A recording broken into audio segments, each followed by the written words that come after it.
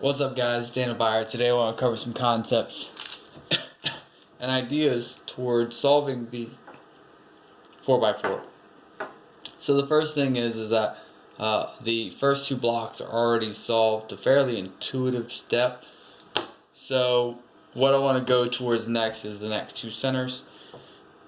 And specifically, as soon as you're finishing up the first two blocks, be looking for the next two centers. I'm going to go with a blue back.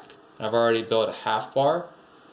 I'll then connect and finish that, bring it to the D, solve my orange centers at the F face, and then finish up with an M to do that. Now, due to the fact that I've got opposite centers here and opposite centers on the opposing face, I'm going to wind up just bringing it to the bottom, R2, U, R2, finish up, pair the other way, and drop it down. I don't want to do the CMLL yet.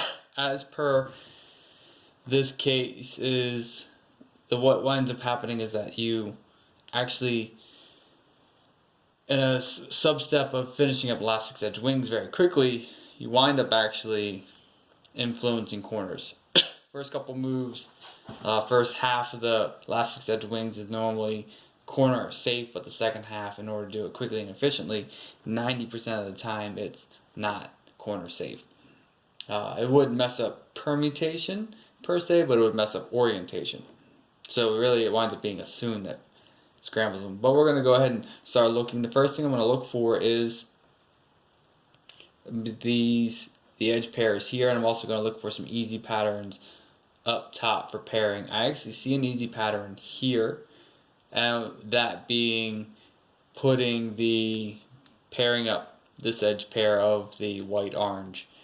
The next thing that I'll look for is another easy edge pair, which I don't see one at the moment.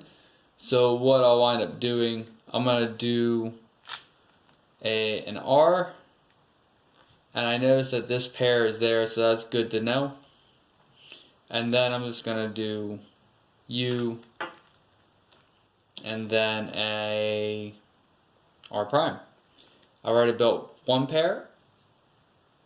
I noticed that matching pair for the green is on the back slice. I saw it actually connect, so that's good to reference. The next thing is that I see that when I pair this pair, I'm going to wind up with a yellow one down here.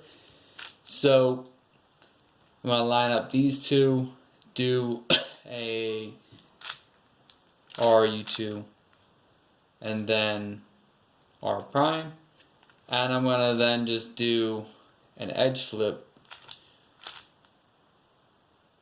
with an MU2 M prime.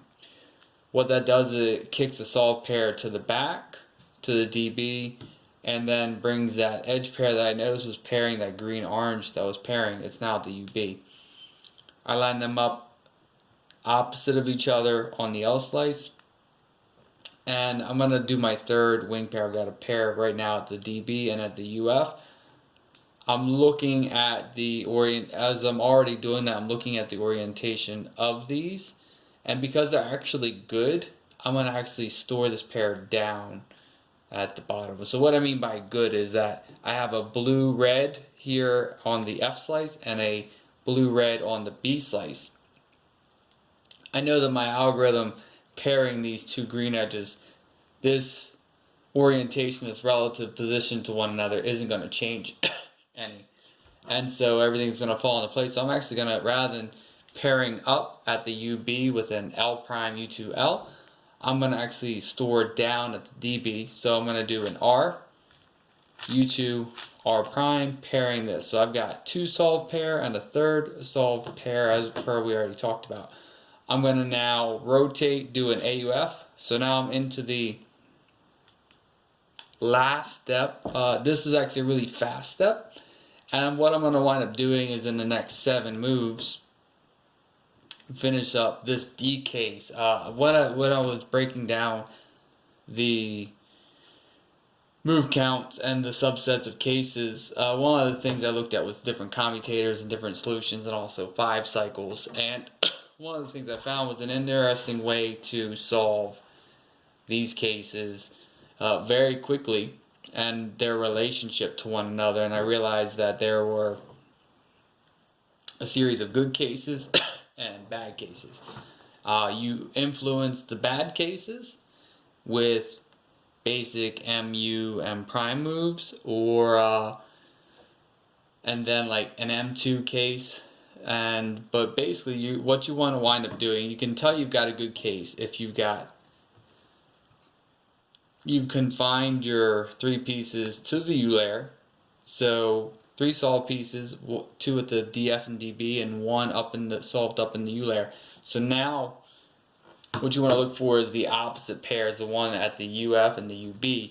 You want that. Remember, we talked about the red blue and the blue red, which were opposite of each other on parallel slices, the L and the R now, because before they were on F and B, now they are on L and R. So it's great because now all I have to do is I can either pair them up with a wide R prime or a wide L prime. Based upon this, I'm looking at where these pieces pair up, because when I do this, I'm going to drop. If I was to do an R prime, I would drop the orange blue to the D F, or if I was to pair up in the back slot at the UB, I would drop this yellow orange to the DB. When I look, I notice this pattern here.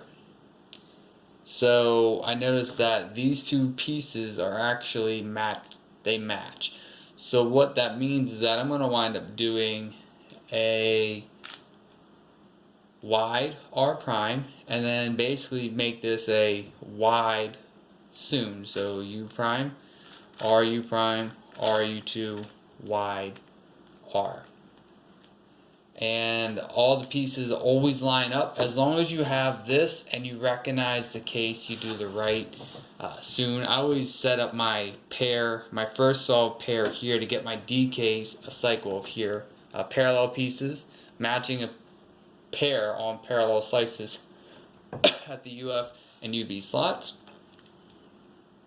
And then right after that, what I'm going to do is transition to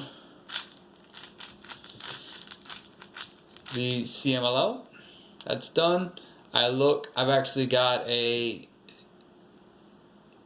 is no odd parity, so I'm going to transition straight to 4A and 4B, and I've actually got an even parity, which not a big deal.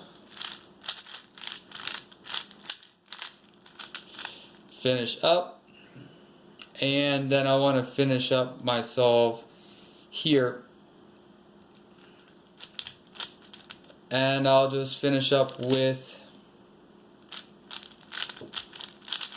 a quick algorithm to solve the cube.